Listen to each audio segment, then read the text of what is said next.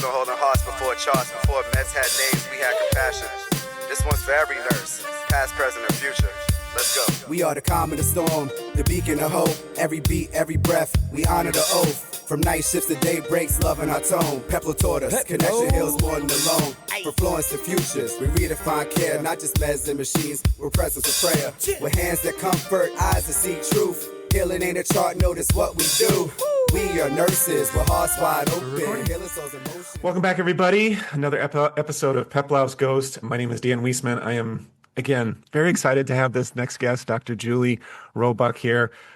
You know, funny quick story. We were just at the ISPN, International Society of Psych Nurses conference in Seattle, and I was sitting across from her at the foundation dinner. And I don't know why, but it came into my head that, like, I need to have Julie on the podcast, you know. And so I don't think I said anything to you, but because then later on I was like, oh yeah, we've already booked her. And that's just, I think, a credit to the show that we've got people booked out far enough where I forget that we've actually booked them. So I'm really excited to have you on the podcast. I know this is going to be great. And again, just kind of share some of our experiences and our love and passion for keeping psychotherapy within the role of the psych mental health nurse practitioner. Of course, joined with my friend and colleague, Dr. Kate Molino from the University of California, San Francisco, and same Dr. Melissa Chapman-Hayes. So again, let's get going. Dr. Julie Roebuck is from the University of Virginia. She's an assistant professor, and I believe the PMHMP program director there as well still. That's a big role. I know that Kate and I kind of have done that role. And so I was looking at some of your publications. You do have an interest in pediatrics, so would love to kind of get into that and talk a little more about how to use psychotherapy with kids. That's really great. And again, just really thankful. And Julie and I have done some work together we just presented at ISPN on the role transition from the CNS to the nurse practitioner and did kind of a qualitative analysis on some people and their thoughts and opinions on what we lost, what we gained possibly, and just the hurt feelings that are still out there because we retired that role of the clinical nurse specialist. But this podcast very much focuses on Peplow, Hildegard Peplow, and her foundational work in establishing the therapy role within the advanced practice role. So let's get into it. Julie, you know, I know you went through a program very similar than mine. And correct me if I'm wrong, but I think you went through a similar program that I went as a student in, which was a CNS and nurse practitioner focused. And I believe you did get certified as a CNS. So I think you have both certifications. And so what kind of got you there? I mean, take us back, you know, what personally and professionally got you interested in psychotherapy, either with yourself or said professional too. So thanks. Right. Thank you. And thank you for having me. I love the podcast. So I want to put that out there. Thank you for having me. I have always been interested in psychology, psychotherapy since I was a little girl. Actually, back in the 70s, my mother would have this gathering every week, and there would be this person sort of on the periphery, someone who clearly was psychotic, experiencing visual hallucinations, auditory hallucinations, and it fascinated me. And I tried to get as close as I could to observe for observation while maintaining a distance. And so I was probably 9 or 10 years old at the time. And also, since I've always been interested in how people think and their perceptions of what they're experiencing and what others around them are experiencing in the world. That's great. You know, this kind of reinforces what I think too, is I think people either get psychiatry or psychology or they don't. And so I love this story that even at 9, how a person who is having florid psychotic symptoms, which I think a lot of people would be really put off by, like, oh my God, what's going on? You know, and really kind of put off. You were very intrigued. You were actually drawn into that. So, I was. So that's amazing. I was. And my mother, of course, was saying, stay away, you know, keep your to stay over here, you know, redirecting me. But I found it very interesting how what are they hearing? What are they experiencing? What is happening? It's so different, right, than as we usually think and interact with others. And so I was off and running and knew from then forward that I wanted to do something in psychiatry, mental health. And so that's what I did. And I pretty much stayed on that trajectory. Yeah. And Julie, I appreciate how you're really speaking to this quality of curiosity about how other people see the world and how other people's minds work. I mean, I think that's something that's such a fundamental quality that, you bring to the work as a advanced practice psych nurse. So I'm curious if you could perhaps share a story with us, maybe the first time that you performed psychotherapy with a patient, or any kind of session with a patient that really stands out to you, maybe because you learned something or you felt that there was success. Well, so primarily my clinical work has been within an acute care setting, working with children and adolescents. There's been a few things in between. And so, as you know, in an acute care setting, there's limited time. However, I was very fortunate in that the state psychiatric hospital that I worked for, we had the luxury of more time than you would typically. And back then, there was a lot more time than there is today, right? Now it's in and out in less than a week. And so I would have longer periods of time. And so working with children and adolescents was something I accidentally fell into. But once I found it, I thought this is where I want to be. I can't imagine a better calling than helping to facilitate sort of this trajectory in life. And being a child and adolescent especially is tough when everything's going okay, right? And so I had the opportunity to work primarily with middle schoolers. That was my age range, just the toughest time again for children. And so working with these children, in particular, a patient that comes to mind was a young adolescent girl who was really struggling with some what we know as parent-child relational things. And so working with her over a period of time after repeated hospitalizations and helping guide her and facilitate sort of this progression to this inner wellness, and really focusing on her role and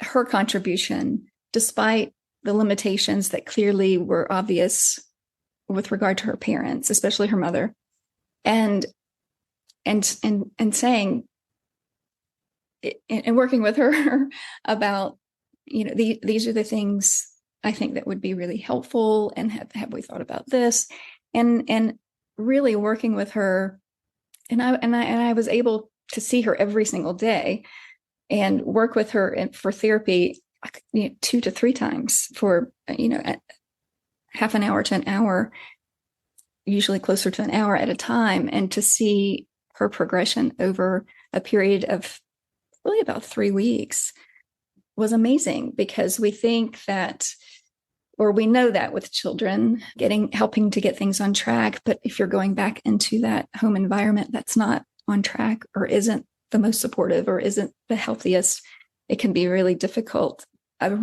transition. So helping her get to a place that she felt stronger and felt more prepared and had more coping mechanisms that were healthy and not maladaptive, and to sort of get off the stage, right?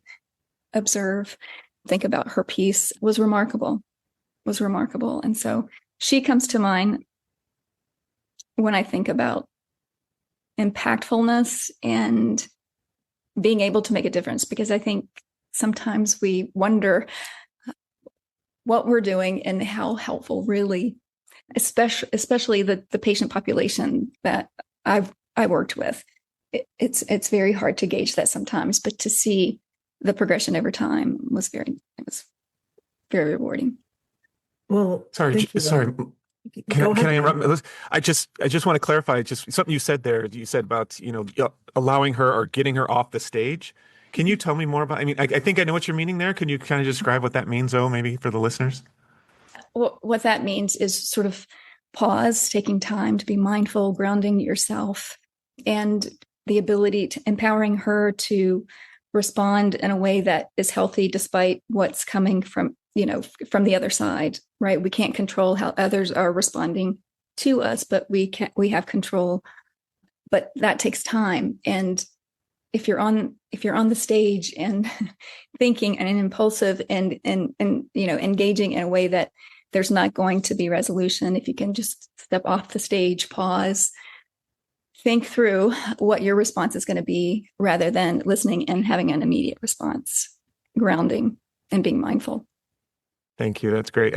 I honestly I've not heard that. So I thought I knew what you meant, and that's, yeah. So thank you for clarifying. Sorry, Melissa, I'm stepping on your toes. I had a similar question, so thank you. And Julie, I'd love to hear more either with this case or more broadly in your experience and practice, if there's particular types of psychotherapy that you're more drawn to, or maybe you have a wide toolbox of approaches that you draw from. So I'd just love to hear how you approach that. Right. I really admire, excuse me, I really admire folks who are really sort of married to a specific type of therapy, a type of therapeutic approach. I think for me, in working with children, it's never the same day after day, and it's never the same type of child or temperament or age. And so what we wind up doing, and I think this is not unique to me, is we wind up pulling from a lot of different therapeutic approaches and theory. But in general, of course, and if it's, more time limited, DBT, CBT, of course, and I, working with children and adolescents, really am tied to Piaget as that initial developmental piece, working with children and adolescents, but really feel strongly about CBT and, our thoughts and our feelings are related. And working with children and adolescents, if they're younger, right, a younger child, it's harder to do CBT, right, because there's not that contemplative thought or that lack of insight, because developmentally they're not there, right? That limited insight can make it a little more difficult. But I think children and adolescents are remarkable beings, and I think they are so capable of so much more than we give them credit for. And I really have only met a few adolescents, especially, that didn't have a voice, who didn't want to share, if someone would really listen, right, and felt approachable and felt safe and felt comfortable. So thank you. Even just taking the approach that you value and know that children have a voice and give them that space is powerful. Thank you. Thank you.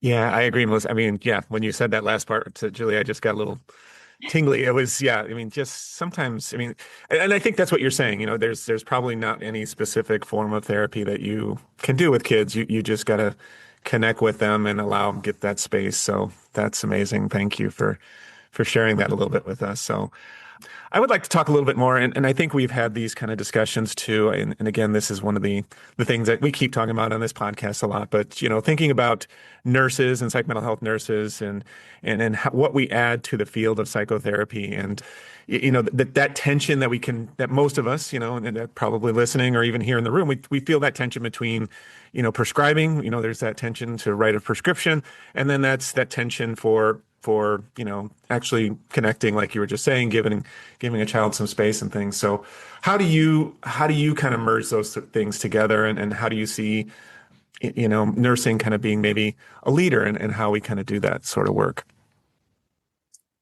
Well, first of all, I think the advanced practice nurse being able to, again, I think I probably mentioned it at the conference, that I was really confused in graduate school about what the difference between a psych CNS and a psych NP was.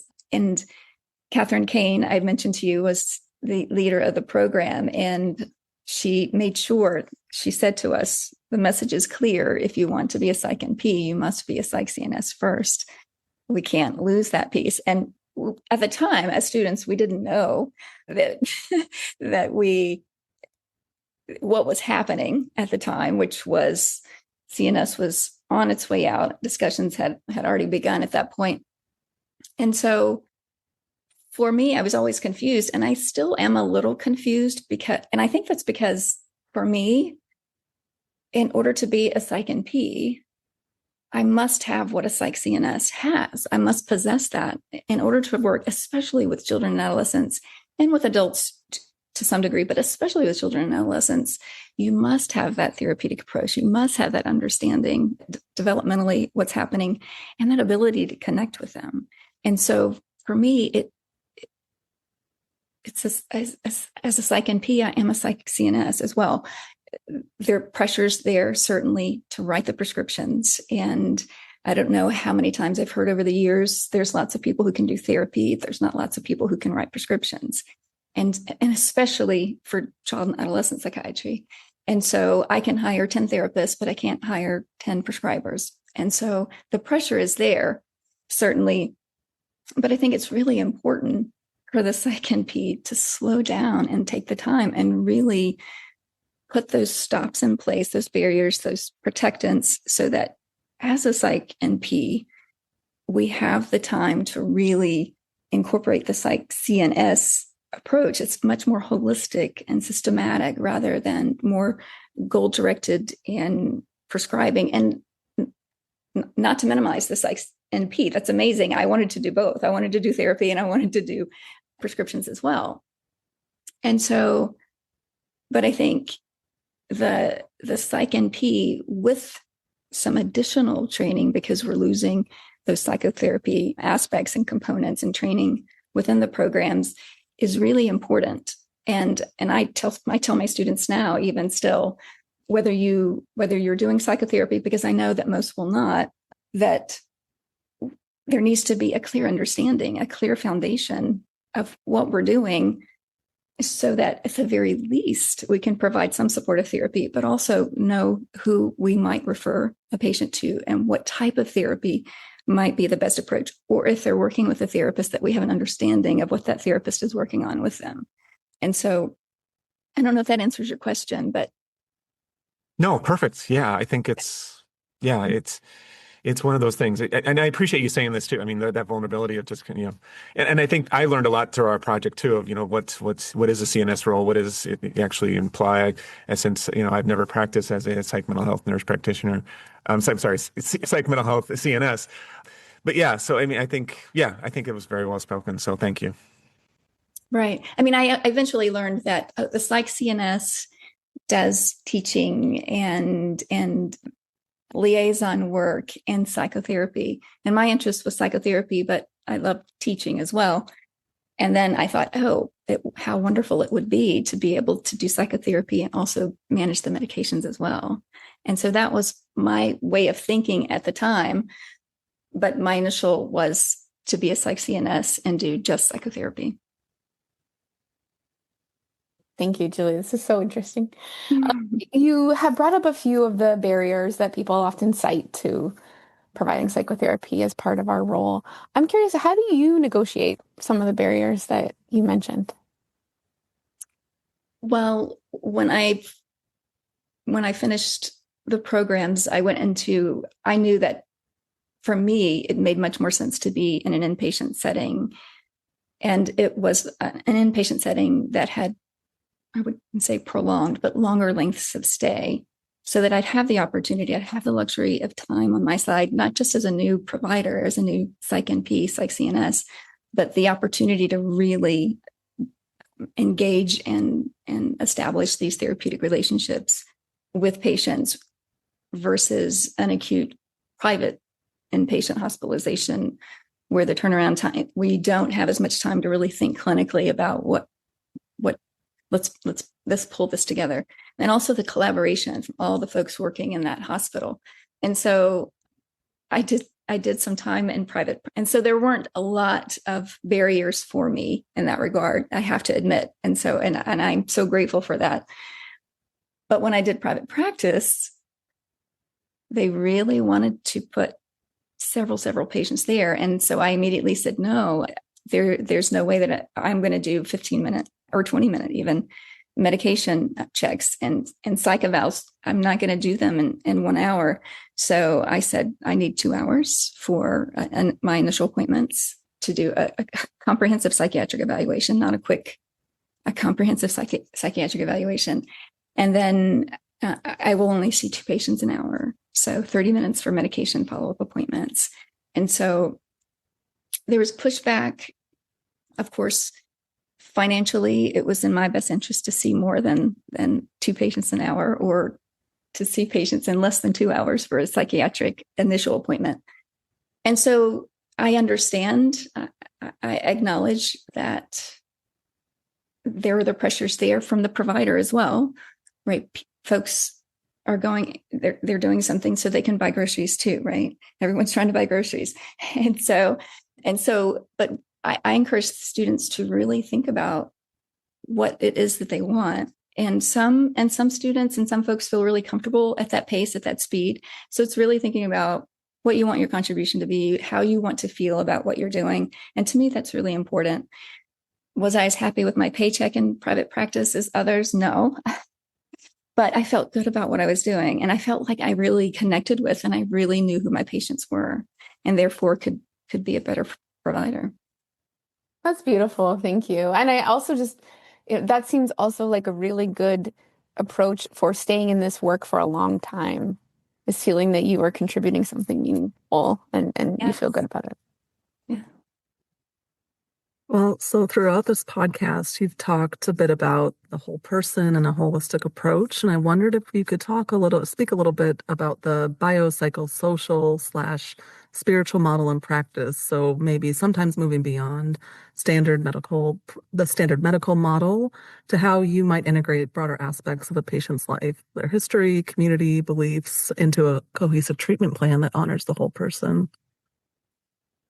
Right. So again, I think for me, really,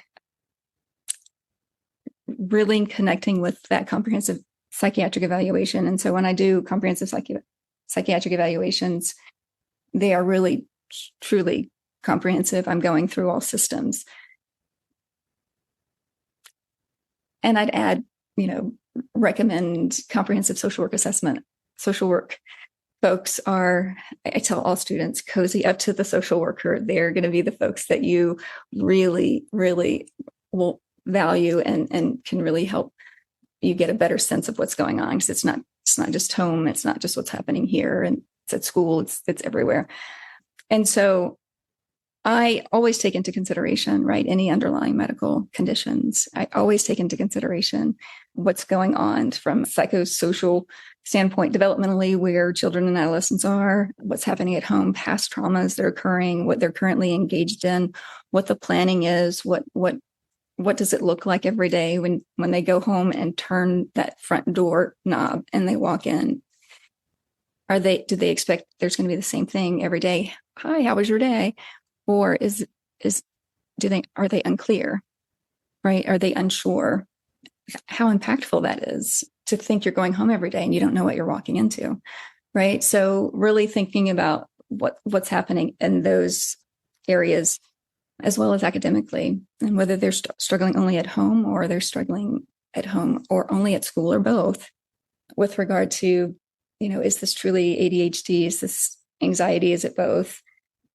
And so just getting a better overall comprehensive clinical picture to know which direction to go when I'm navigating and synthesizing everything to determine what ultimately the treatment plan will be. Thank you. Yeah, that takes some time. Yes. Takes quite a bit of time. Yeah. And that's the luxury of, like you said, finding your place that could do that, like acute settings. And then I'm assuming you found kind of that getting restrictive and that kind of pushed you into more private practice probably. Right. And so, when you think about children staying in a hospital or hospitalization for a month, people think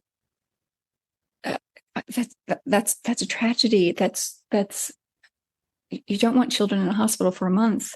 Well, we don't want them coming back 10 more times, right? We really want to get it right the first time, and we really want to slow things down and get a good understanding, do some family therapy while they're still there in the hospital. And so one of our requirements before discharge was to do 3 sessions, family therapy sessions with the psychologist that was there, and weekly meetings with the parents who would come in and meet with the adolescent and the rest of the treatment team as well. And so again, it was luxurious. Today is different for sure. But again, I feel really fortunate and grateful to have had that experience for so long. Awesome. Well, thank you again. And so we're going to kind of finish up here on with our last question. We just hand you the crystal ball and say, tell us what you see. What is the future of psychotherapy within this role? What's, and the first thing that jumps to my mind, I mean, you can go anywhere with this, of course, but, reflecting back on our time at the ISPN conference, and all the presenters on AI and things like that too. And so does that incorporate, is that part of your calculus, or what, where else do you see kind of the future of psychotherapy within this role? Well, I think AI certainly is something that is obviously in the forefront and something on all of our minds, but I don't think that AI is going to replace the human connection. I think it's impossible. And I think that therapists, psychologists, psych NPs are safe in that regard. I think AI can generate a medication regimen, but I don't think AI can really forge a therapeutic relationship in a way that we as humans can. And so I think that there is a place for psych NPs to do psychotherapy, and I hope that they do. I think given where we are in academia and the changes that are happening,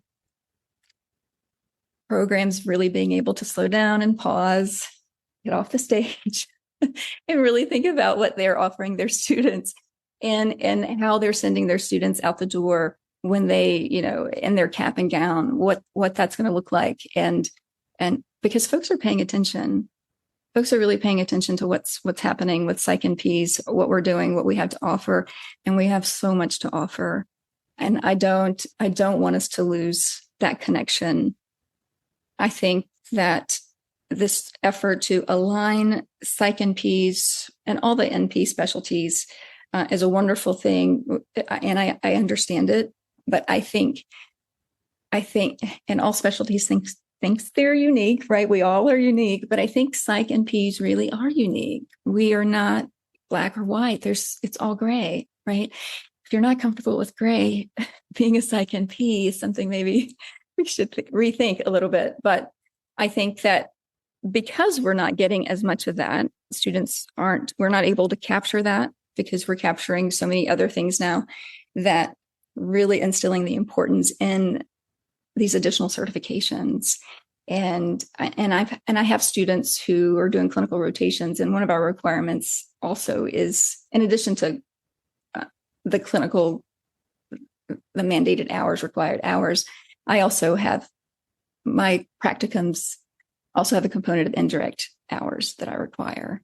And so with that, for students who have a particular interest in something or haven't been exposed to something particular, they're encouraged to get indirect hours that way. But I also always encouraged getting some type of certification. And I have students that start CBT training while they're students. So getting some additional certifications and training, because graduating as a psych NP, depending on which program you're graduating from, I say that you can bill for psychotherapy.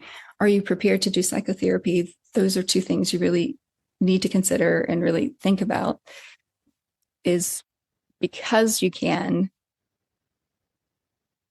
this soon following graduation and this early into your career, should you, given how much you're getting while you're in school. Right. Yeah. Thank you. Excellent recap too. That was a good job. I was like, we didn't even rehearse that. That's amazing. Thank you, Julie. This has been a wonderful conversation, and thank you so much for being on here. Like I said, I was looking forward to this and just having just a lovely conversation. So hopefully everybody out there listening enjoyed this, and feel free to hit that subscribe button, comment, please send us comments. Would love to hear from you. And we will be having more episodes coming out. Like I said, we've got people booked all through the summer here of 2026. So I'm so excited to have more guests on here. So thank you so much, and look forward to us being on another episode. Take care. Thanks so much for having me. I enjoyed it. It's nice to meet you. Rise through the pain, carrying the torch through the blood and the rain. We are nurses, the world can't forget. We give our all, no regrets. Modern in our ways, but our roots don't decay. Nurses anthem, and it's here to stay. We are nurses. So here's to the hands that heal, the hearts that stay steady, the voices that whisper you're not alone. Because nursing isn't just what we do, it's who we are.